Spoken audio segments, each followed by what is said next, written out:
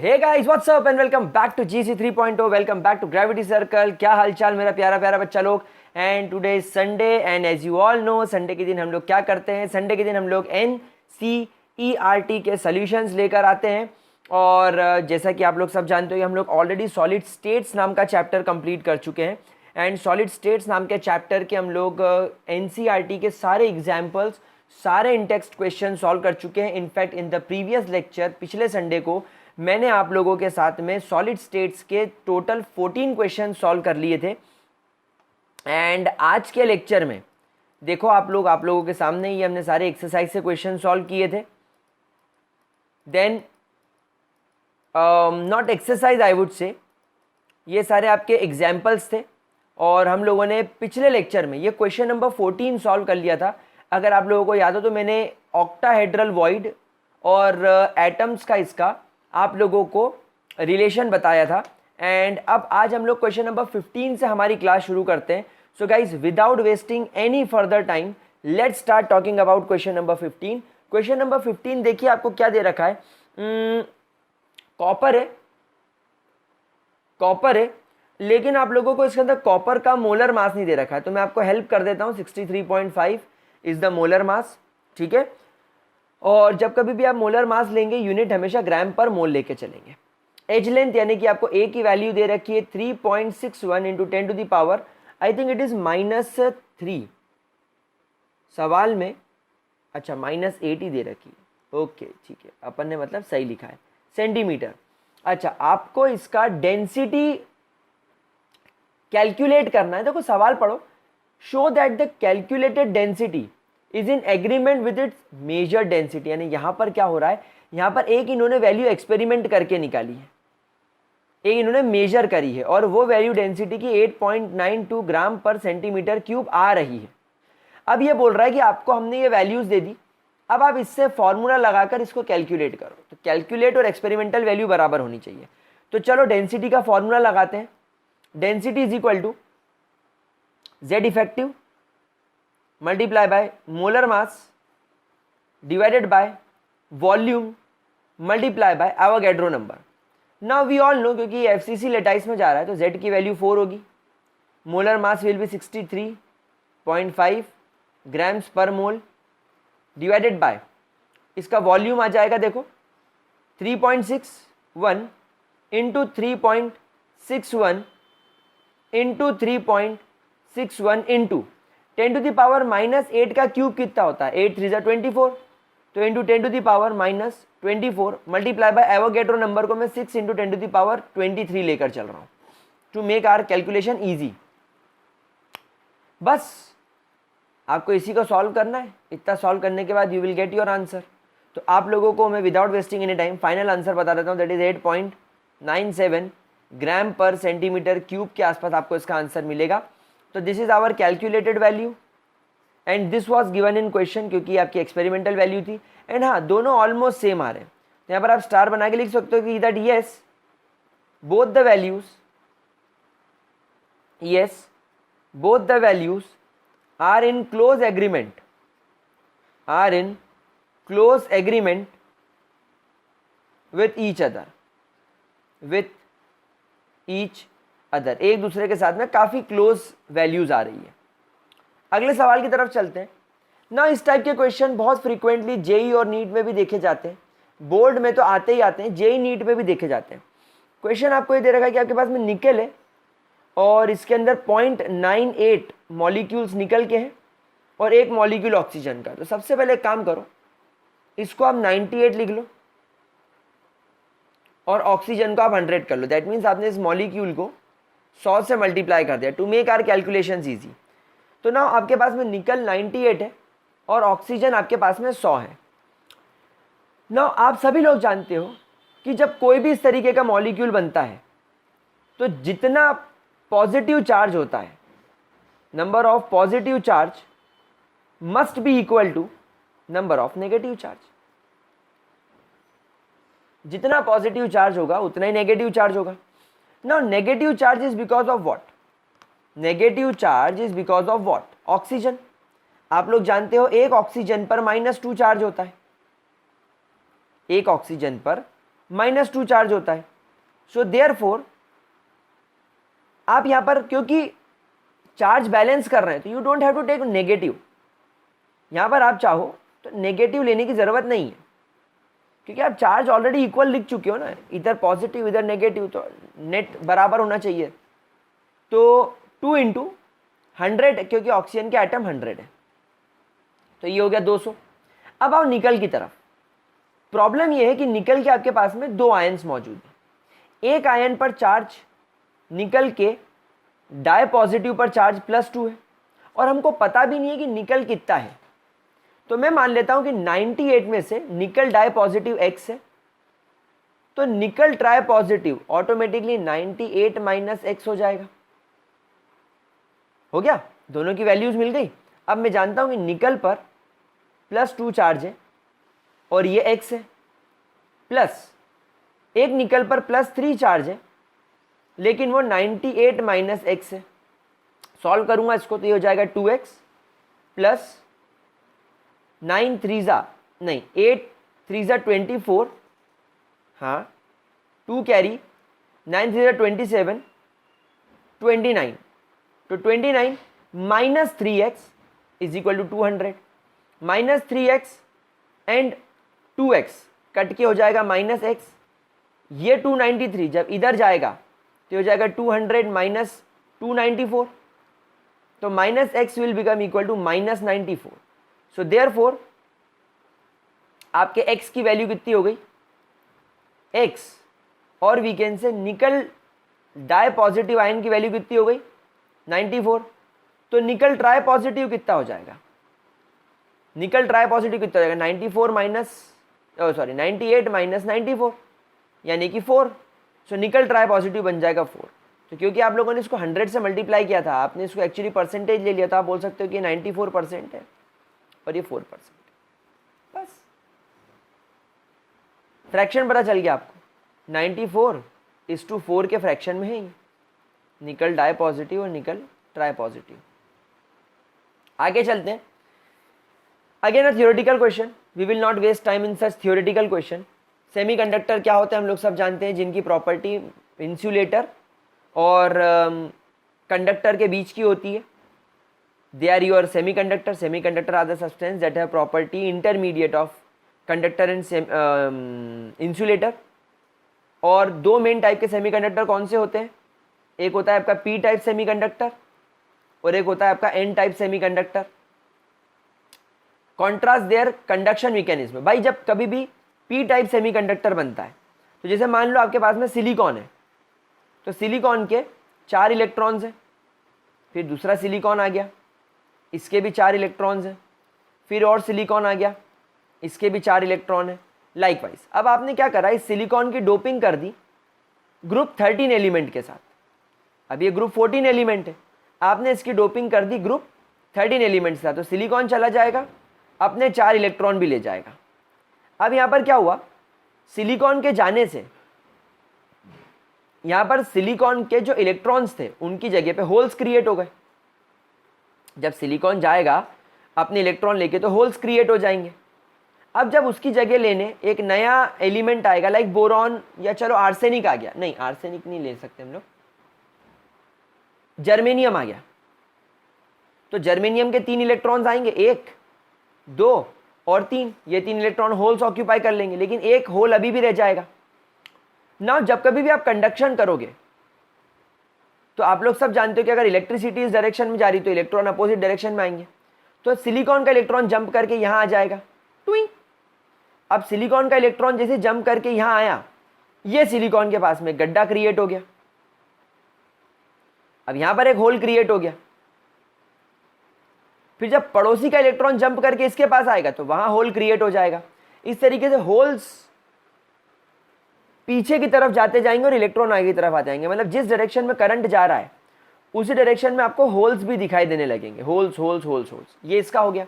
And N type semiconductor में जैसे मान लो तुम्हारे पास में अगेन सिलिकॉन है और आपने सिलिकॉन की डोपिंग ग्रुप 15 एलिमेंट के साथ कर दी, तो अब सिलिकॉन जाएगा और अपने 4 इलेक्ट्रॉन लेके जाएगा, तो 4 होल्स छूट जाएंगे।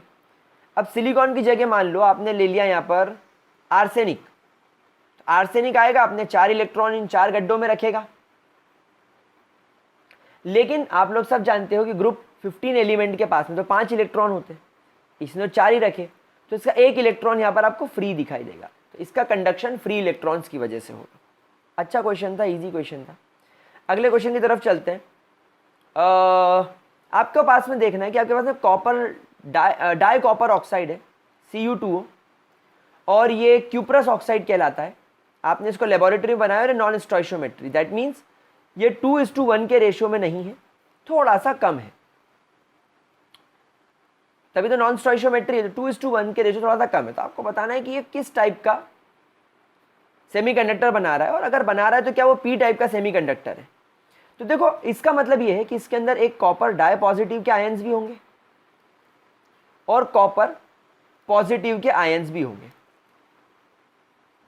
समझ में आ रही बात आप लोगों को? क्या यहां तक का पॉइंट समझ में आया?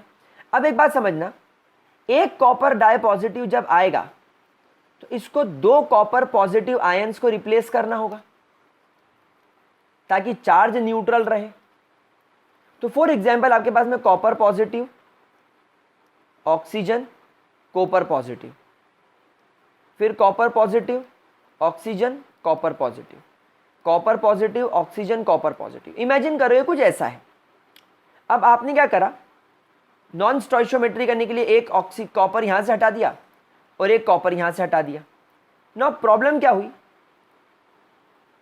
प्रॉब्लम क्या हुई कि यहां पर इसकी जगह पर आप लोगों ने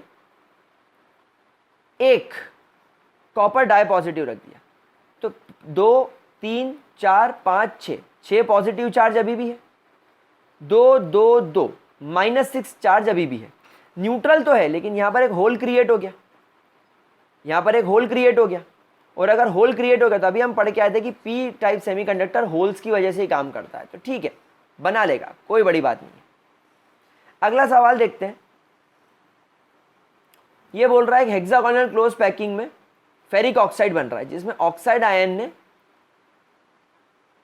with 2 out of 3 octahedral voids को ऑक्यूपाई करा है। नहीं, फेरिक ऑक्साइड क्रिस्टलाइजेड इन HCP अरे ऑफ ऑक्साइड आयन। अच्छा, ऑक्साइड आयंस ने आपका HCP ऑक्यूपाई करा। तो लेट्स से HCP के अंदर नंबर ऑफ एटम n है, तो ऑक्सीजन के नंबर ऑफ एटम हो गए n। तो मैं लिखूंगा O, डाई नेगेटिव के एटम कितने हो गए n। सिमिलरली यहां पर मेरे पास में जो आयरन है, मेरे पास में जो आयरन है, फेरिक लिख रहा है, फेरिक मतलब +3, फेरस मतलब +2। तो फेरिक ने क्या करा, ऑक्यूपाई करा ऑक्टाहेड्रल वॉइड। हम लोग जानते हैं कि अगर किसी एटम के अंदर n नंबर ऑफ एटम्स होते हैं तो उसके अंदर ऑक्टाहेड्रल वॉइड भी n होंगे। सो देयरफॉर इसके अंदर ऑक्टाहेड्रल वॉइड भी n होंगे। लेकिन इसने 2/3 2 आउट ऑफ 3 ऑक्यूपाई करे, तो देयरफॉर 2/3 ऑक्टाहेड्रल वॉइड इसने ऑक्यूपाई करे। तो आपके आयरन का ट्राई पॉजिटिव का रेशियो हो गया 2/3n। तो जब आप लिखेंगे इसको तो आप लिखेंगे 2/3n इस टू n का रेशियो हो गया, Fe try positive and O die negative. तो n कट जाएगा, ये 2 इधर आ जाएगा, तो ये हो जाएगा 2:3 का रेशियो। तो therefore iron is 2 and oxygen is 3। तो Fe2O3 इज योर आंसर। बढ़िया था यार, बढ़िया था, बढ़िया क्वेश्चन था। अगला क्वेश्चन देखते हैं। कौन सा सेमीकंडक्टर बनेगा इसमें अगर आप जर्मेनियम की डोपिंग इंडियम के साथ कर दोगे? Germanium is doped with indium. Germanium किस फैमिली को बिलोंग करता है? ग्रुप 14 को। और इंडियम बिलोंग करता है ग्रुप 13 को। तो जर्मेनियम के आउटर मोस्ट शेल में 4 इलेक्ट्रॉन होंगे, लेकिन जब इस जर्मेनियम को आपका ग्रुप 13 एलिमेंट इंडियम आके रिप्लेस करेगा, जब इसको इंडियम आकर रिप्लेस करेगा तो इंडियम अपने 3 इलेक्ट्रॉन रखेगा, क्योंकि उस ग्रुप 13 के पास में 3 इलेक्ट्रॉन होते हैं। एक होल रह जाएगा, और होल रह जाएगा मतलब ये पी ब्लॉक है, डन। सिमिलरली तुम बोरॉन की डोपिंग सिलिकॉन के साथ कर रहे हो। अब तुम्हारा यहाँ पर बोरॉन ग्रुप 13 है और सिलिकॉन ग्रुप 14 है। तो बोरॉन जिसके आउटर मोस्ट शेल में 3 इलेक्ट्रॉन है, जब आप इसकी डोपिंग करोगे सिलिकॉन के साथ, तो सिलिकॉन ग्रुप 14 एलिमेंट है। सिलिकॉन आएगा, एक इलेक्ट्रॉन यहाँ रखेगा, एक यहाँ रखेगा, एक यहाँ रखेगा, चौथे इलेक्ट्रॉन रखने की जगह ही नहीं है, तो इसका चौथा इलेक्ट्रॉन फ्री घूमेगा, और फ्री इलेक्ट्रॉन है मतलब एन टाइप सेमीकंडक्टर बनाएगा ये। अरे मैंने अब ब्लॉक लिख दिया, सॉरी, पी टाइप सेमीकंडक्टर। ठीक है, हलवा क्वेश्चन है यार, इजी क्वेश्चन था। 21 की तरफ चलते हैं। आपको गोल्ड का एटॉमिक रेडियस दे रखा है और एफसीसी दे रखा है, एज लेंथ निकालनी है। बेटा हमेशा ध्यान रखना, अगर आपके पास में फेस सेंटर यूनिट सेल है, तो फेस सेंटर यूनिट सेल के लिए आप या तो रेडियस का फॉर्मूला a/2√2 इस्तेमाल करते हो, और आप ऐसा भी लिख सकते हो a = 2√2r। ये फॉर्मूले आप लोगों को दीवार पर लिखकर चिपकाने में 150 बार बोल चुका हूँ, 150 बार बोल चुका है मैं, 150। तो इसको करना है आपको सॉल्व। चलो क्या निकालना है, एज लेंथ निकालनी, मतलब तुमको a निकालनी है। सो 2√2 मल्टीप्लाई बाय 0.144, सो 2 इंटू √2 की वैल्यू 1.414 होती है, इंटू 0.144 नैनोमीटर्स, तो 0.407 nanometer will be your answer. Easy question है, हलवा क्वेश्चन है।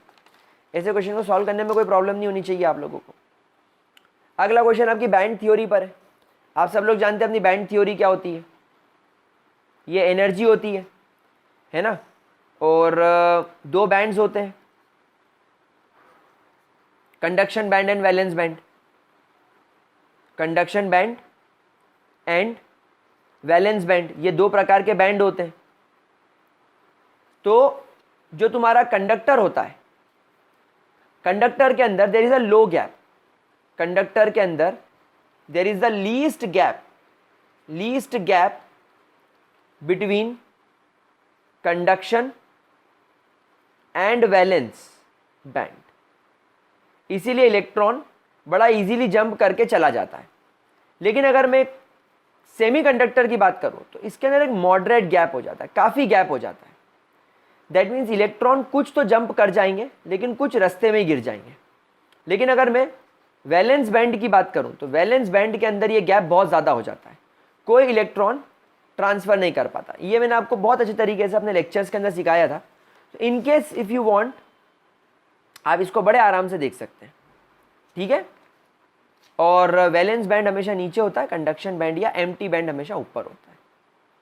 अगला क्वेश्चन देखते हैं। वही फिर देखो, फ्रैंकल आ गया, शॉटकी आ गया, इंटरस्टिशियल आ गया, फाब्रे सेंटर आ गया। We all know this questions. ये क्वेश्चंस आप सब लोग बड़े आराम से लिख सकते हो विद एग्जांपल। भाई शॉटकी डिफेक्ट में मैंने आपको ट्रिक्स दिखाई थी, शॉर्ट हो गया। शॉर्ट हो गया मतलब क्या, equal number of cation and anion will leave the lattice. इसकी वजह से मतलब जैसे कैटायन है, एनायन है, कैटायन है, एनायन है, एनायन है, कैटायन है, एनायन है, कैटायन है, कैटायन है, एनायन है, कैटायन है, एनायन है, एनायन है, कैटायन है, एनायन है, कैटायन है। तो अगर मान लो एक कैटायन और एक एनायन गया तो ये शॉर्टकी डिफेक्ट बन गया। इससे डेंसिटी कम हो जाती है, डेंसिटी कम हो जाती है। और ये कौन शो करता है, ये वो आयंस शो करते हैं, वो कैटायन और एनायन शो करते हैं, they have almost same size. ये वाली ट्रिक भी आप सब लोग को बताई थी। तो जिनका ऑलमोस्ट सेम साइज होता है, किस किस का सेम साइज होता है, caesium chloride is the best example. अच्छा, silver bromide is the best example, silver chloride is the best example. तो बहुत सारे एग्जाम्पल आप लोग ऐसे लिख सकते हो, कोई बड़ी बात नहीं। फ्रैंकल में क्या होता है, फ्रैंकल के अंदर कैटायन और एनायन के रेडियस में बहुत फर्क होता है, have large gap in radius. तो क्या होता है, कैटायन अपनी पोजीशन छोड़ के या एनायन अपनी पोजीशन छोड़ के यहाँ पर कहीं पर इंटरस्टिशियल स्पेस में बैठ जाता है। ये फ्रैंकल हो गया। तो इसमें डेंसिटी कम नहीं होती कभी भी, इसमें डेंसिटी कम नहीं होगी क्योंकि कैटायन छोड़ के गया नहीं है, वो जगह पे बैठ गया, तो यहाँ पर एक गैप क्रिएट हो गई है। ठीक है। अच्छा, इंटरस्टिशियल वॉइड। अच्छा, एक बात और ध्यान रखना है, शॉटकी और फ्रैंकल ये आयोनिक सब्सटेंसेस शो करते हैं। देखो कैटायन एनायन ये आयोनिक है, लेकिन इंटरस्टिशियल के अंदर क्या होता है, नॉर्मल कोई भी सॉलिड हो सकता है जो कि आयोनिक ना हो तो भी चलेगा। तो उसमें क्या होगा, एक एटम यहाँ से अपनी जगह छोड़ के यहाँ कहीं पर इंटरस्टिशियल स्पेस में बैठ जाएगा। और फाब्रे सेंटर आप लोग जानते ही हो, फाब्रे सेंटर आप सभी लोग जानते हो। ये मैंने सोडियम क्लोराइड का एग्जाम्पल लेकर पढ़ाया था कि जैसे सोडियम है, क्लोराइड है, सोडियम है, क्लोराइड है, क्लोराइड है, सोडियम है, क्लोराइड है, सोडियम है, सोडियम है, क्लोराइड है, सोडियम है, क्लोराइड है। अगर आप इसके ऊपर से सोडियम के वेपर्स पास करोगे, सोडियम के वेपर्स पास करोगे, तो इनमें से कुछ सोडियम इस क्लोरीन को अपने साथ लेकर NaCl बन के बाहर हो जाता है, क्योंकि ये सोडियम के वेपर है, ये अपना इलेक्ट्रॉन डोनेट करने को तैयार है। तो क्लोरीन जो यहाँ से निकल रहा है वो क्या बोलेगा, वो बोलेगा कि ये सोडियम मेरे को इलेक्ट्रॉन तो दे रहा है, तो मैं NaCl बना लेता हूँ। तो क्लोरीन क्या करेगा, यहाँ से चला जाएगा, लेकिन जब वो जाएगा तो ऑलरेडी जाते वक्त वो ऑलरेडी Cl नेगेटिव था, तो उसके पास में एक इलेक्ट्रॉन पहले से मौजूद था, तो वो इलेक्ट्रॉन यहाँ छोड़ के निकलेगा, फिर इस सोडियम से इलेक्ट्रॉन लेकर वापस NaCl बना लेगा और NaCl बाहर हो जाएगा। अब यहाँ पर एक गैप भी हो गई, एक होल बन गया और होल में इलेक्ट्रॉन फंस गया। So this is called as Farbe centre और एफ सेंटर, और यही कलर इम्पार्ट करने के लिए रिस्पॉन्सिबल होता है सॉल्ट के अंदर। और मैंने आपको बताया भी था NaCl में सोडियम हमेशा येलो कलर देगा। फिर मैंने आपको हमेशा बताया था कि आपका जो पोटेशियम होता है वो हमेशा वॉयलेट कलर देगा। फिर मैंने आपको बताया था कि आपका जो लिथियम होता है वो हमेशा पिंक कलर देगा। तो लाइकवाइज ये आपके कलर्स होते हैं। अगला क्वेश्चन चलते हैं। अब अगेन एक न्यूमेरिकल काइंड ऑफ क्वेश्चन आया है। सीसीबी पैकिंग में गया एल्यूमिनियम जिसका रेडियस R125 है, ठीक है। सीसीबी को हम लोग FCC मान सकते हैं, मैंने आपको हमेशा बताया है। तो Z की वैल्यू 4 हो जाएगी, और अभी अभी हम लोग रेडियस का फॉर्मूला इसके अंदर निकाल के आए हैं, a/2√2 और a = 2√2r। तो ये क्या बोल रहा है आपको, सबसे पहले इसकी एज लेंथ निकालनी, मतलब आपको a निकालना है। तो चलो a = जल्दी से लिखते हैं 2√2 की जगह 1.414 लिखते हैं और 125 पिकोमीटर से इसको मल्टीप्लाई कर देते हैं, क्योंकि रेडियस आपको दे रखा है। तो आपको यहाँ पर वैल्यू मिल जाएगी 354 पिकोमीटर। ये तुम्हारा पहला क्वेश्चन सॉल्व हो गया। How many unit cell are there in 1 centimetre cube of aluminium, 1 centimetre cube of aluminium. तो सबसे पहले हमको इस पिकोमीटर को सेंटीमीटर में कन्वर्ट करना होगा। तो हम लोग सब जानते हैं कि 1 मीटर मतलब 10⁻12 पिकोमीटर। तो 1 पिकोमीटर विल बिकम 10⁻−12 मीटर, और 1 मीटर बोले तो 10⁻2 सेंटीमीटर। तो 1 सेंटीमीटर इज 10⁻−2 मीटर। तो मीटर को जब मैं सेंटीमीटर में कन्वर्ट करूंगा तो 10⁻+2 हो जाएगा, तो हो जाएगा 10⁻−10 सेंटीमीटर।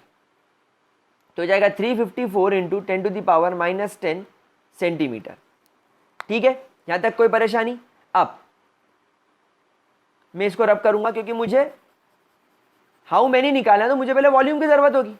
भाई I will be requiring volume, मेरे को पता तो हो कि इसका वॉल्यूम कितना है। So therefore volume of this unit cell is a³। तो पहले इस a का क्यूब करो, तो 354 × 10⁻−10 सेंटीमीटर का जैसे ही मैं क्यूब करूंगा, मैं आपको अभी डायरेक्ट आंसर लिख देता हूं, और दैट इज 4.4 × 10⁻−23 सेंटीमीटर क्यूब। जब आप करोगे आपको यही आंसर मिलेगा, नो वरीज। ठीक है, नाउ ये बोल रहा है 1 सेंटीमीटर क्यूब में कितने यूनिट सेल होंगे। अब आप सभी लोग जानते हो कि this is the total volume. तो एक unit cell in 1 centimetre cube will be equal to 1/4.44 × 10⁻−23। जब आप इसको सॉल्व करोगे तो आपकी वैल्यू मिलेगी 2.25 × 10⁻23 यूनिट सेल्स। 1 सेंटीमीटर क्यूब में यूनिट सेल्स इन 1 सेंटीमीटर क्यूब में इतने यूनिट सेल्स होंगे। टोटल वॉल्यूम इतना है। क्या बात समझ में आ गई? कोई दिक्कत, कोई परेशानी? अच्छे तरीके से क्लियर हो गया है फंडा? आगे बढ़े, चलिए ग्रेट। अब हम लोग अगले क्वेश्चन की तरफ बढ़ते हैं। अगला क्वेश्चन है हमारा क्वेश्चन नंबर 25। ये रहा आपके सामने। ये क्वेश्चन बहुत बार जेई में आता है, तो इसको ज़रा अच्छे तरीके से देख लेना, नीट के लिए भी इंपॉर्टेंट है। और बोर्ड एग्जाम्स में यूजुअली ऐसा देखा नहीं जाता क्वेश्चन, बट अगर आया है तो करेंगे। ये बोल रहा है आपका NaCl की डोपिंग करी गई है स्ट्रोंशियम क्लोराइड के साथ। NaCl is doped with 10⁻³ mole percentage, इतना डोप किया गया है, इतना डोप किया गया है। मतलब मैं ऐसा बोल दूं कि अगर मेरे पास में 100 मोल NaCl है तो अब उसके अंदर 10⁻³ मोल स्ट्रोंशियम क्लोराइड की डोपिंग है। भाई परसेंटेज में वैल्यू दे रखी ना, तो मुझे 100 करना पड़ेगा। मतलब कि सीधी सी बात है कि अगर मेरे पास में 1 मोल NaCl होता तो क्या हिसाब होता। भाई अगर 100 मोल में इतने मोल स्ट्रोंशियम क्लोराइड के हैं तो 1 मोल में कितने होंगे, x। जब आप इसका क्रॉस मल्टीप्लीकेशन मारोगे तो x will become equal to 1 × 10⁻³ divided by 100, it will become 10⁻⁻5 mole of strontium chloride 1 mole के अंदर पाए जाएंगे। क्या बात समझ में आ गई। अब ये बोल रहा है कि कितनी कैटायनिक वैकेंसीज क्रिएट करेगा। भाई हम लोग सब जानते हैं कि अगर एक स्ट्रोंशियम क्लोराइड आया डाई पॉजिटिव, ये 2 Na पॉजिटिव को रिप्लेस करेगा।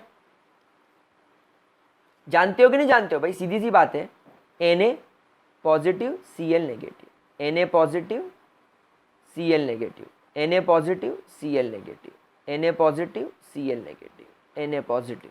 अब मान लो तुम्हारा एक स्ट्रोंशियम आया, अभी वैसे मुझको और लिखना पड़ेगा, Cl negative Na positive Cl negative. अब मान लो तुम्हारा स्ट्रोंशियम आया, एक सोडियम यहाँ से और एक सोडियम यहाँ से हटाएगा, तभी तो वो यहाँ पर बैठ सकेगा डाई पॉजिटिव चार्ज लेके। क्योंकि देखो 1 2 3 4 5 6 पॉजिटिव चार्ज है, 1 2 3 4 5 6 नेगेटिव चार्ज भी है, तभी तो चार्ज बैलेंस हुआ। भाई 6 क्लोरीन है, 6 क्लोरीन है, तभी तो 6 पॉजिटिव चार्ज है। लेकिन यहाँ पर एक होल क्रिएट हो गया, मतलब एक डाई पॉजिटिव की वजह से 2 सिंगल पॉजिटिव सोडियम को रिप्लेस करना पड़ेगा। मतलब एक स्ट्रोंशियम डाई पॉजिटिव आकर एक वैकेंसी क्रिएट करता। देखो एक स्ट्रोंशियम डाई पॉजिटिव आया तो उसने 2 सोडियम को हटाया, एक तो खुद सोडियम की जगह पर ही आकर बैठ गया, लेकिन ये सोडियम की जगह पे तो होल क्रिएट कर गया ना। तो एक स्ट्रोंशियम पॉजिटिव एक वैकेंसी क्रिएट करता है। समझ में आ रहा है फंडा। सो देयरफॉर ये बोल रहा है कि कितने होल्स क्रिएट करेगा ये। अब आप खुद जानते हो ये मोल्स में वैल्यू चल रही है। तो अगर इमेजिन करो अगर तुम्हारे पास में 1 मोल, इमेजिन करो अगर तुम्हारे पास में 1 मोल स्ट्रोंशियम डाई पॉजिटिव होता तो वो 6 × 10⁻23 होल्स क्रिएट करता।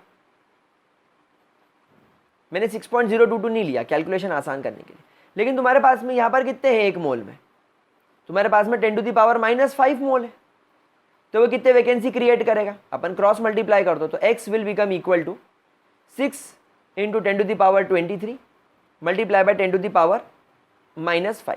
ये इसमें मल्टीप्लाई हो जाएगा क्रॉस मल्टीप्लिकेशन से। इसको अगर x ले लिया तो x की वैल्यू हो जाएगी 6 × 10⁻18 प्लस 18। तो ये तुम्हारा आंसर हो गया, इतनी तुमको वैकेंसी क्रिएट करके देगा। हल्का फुल्का सवाल है ये, प्लस 18 है, 6 × 10⁻18, हल्का फुल्का सवाल पोटले जैसा। चलिए लास्ट क्वेश्चन की तरफ चलते हैं। Now this is the last question of our chapter. आप सब लोग जानते हैं फेरोमैग्नेटिक सब्सटेंसेस क्या होते हैं। ये स्ट्रांगली अट्रैक्टेड होते हैं मैग्नेटिक फील्ड से, और इनके जो सारे डोमेन्स होते हैं वो मैग्नेटिक फील्ड की लाइन में अरेंज हो जाते हैं। और अगर एक बार ये मैग्नेटिक फील्ड की लाइन में अरेंज हो गए तो ये परमानेंट मैग्नेट बन जाते हैं। This will become permanent magnet. ये आपको सिखा चुका हूं। Paramagnetic substances are also attracted by magnetic field. Ferrimagnetic substances के अंदर डोमेन्स एक दूसरे के एंटी पैरेलल डायरेक्शन में होते हैं बट अनइक्वल, यानी ये डोमेन इसको कट कर रहा है, इसको कट कर रहा है, लेकिन ये 2 डोमेन की वजह से ये मैग्नेटिक फील्ड शो करता है बट ये वीकली मैग्नेटाइज्ड होता है। इनके सबके एग्जाम्पल मैं आपको अपने लेक्चर में समझा चुका हूँ। आप मेरा लेक्चर सॉलिड स्टेट्स का देखोगे तो उसके अंदर आपको मिल ही जाएगा, एनसीईआरटी में मिल जाएगा। इस तरीके के क्वेश्चन को टाइम वेस्ट करने की जरूरत नहीं। एंटी फेरोमैग्नेटिक सब्सटेंसेस के अंदर आप लोग जानते हैं ये इक्वल एंड अपोजिट डोमेन की वजह से इनका नेट मैग्नेटिक फील्ड 0 हो जाता है, क्योंकि सब एक दूसरे को कट कर देता है। अच्छा, ग्रुप 12 एंड 16 कंपाउंड्स क्या होते हैं भाई। ग्रुप 12 जैसे जिंक, 16 मतलब सल्फर तो ZnS। इस तरीके के कंपाउंड्स जो बनते हैं उनको जिंक 12 यानी ग्रुप 12 एंड 16 मिलकर जो कंपाउंड्स बनाते हैं, they are group 12 16 compounds. Similarly group 13 यानी कि तुम्हारा बोरॉन, एल्यूमिनियम, गैलियम, इंडियम, ये जैसे इंडियम, ये ग्रुप 13 हो गया। और ग्रुप 15 तुम्हारा नाइट्रोजन फैमिली, जैसे फॉस्फोरस। तो जब ग्रुप 13 एंड ग्रुप 15 मिलकर जब कंपाउंड बनाते हैं तो they are called as group 15 compound and 13 compound. तो गाइस यहां पर आप लोगों का फाइनली क्लास 12 चैप्टर नंबर 1 के सारे एनसीईआरटी क्वेश्चंस, सारे इनटेक्स्ट क्वेश्चंस, सारे एग्जाम्पल्स मैंने सॉल्व करवा दिए हैं। अब हम लोग जब अगले संडे मिलेंगे तो हम लोग सॉल्यूशंस चैप्टर स्टार्ट करेंगे। हम इलेक्ट्रोकेमिस्ट्री पढ़ रहे हैं, जब तक हम सॉल्यूशंस निपटाएंगे तब तक इलेक्ट्रोकेमिस्ट्री कंप्लीट हो चुका होगा, फिर हम इलेक्ट्रोकेमिस्ट्री सॉल्व करेंगे। आज शाम हमारी लाइव स्ट्रीम होने वाली है जिसमें मैं जेईई नीट के PYQs कराऊंगा सॉलिड स्टेट्स के, तो उस क्लास को जरूर अटेंड करना। आज की क्लास यहीं खत्म करते हैं। That's all for today. Bye bye मेरा बच्चा लोग and have a really great day.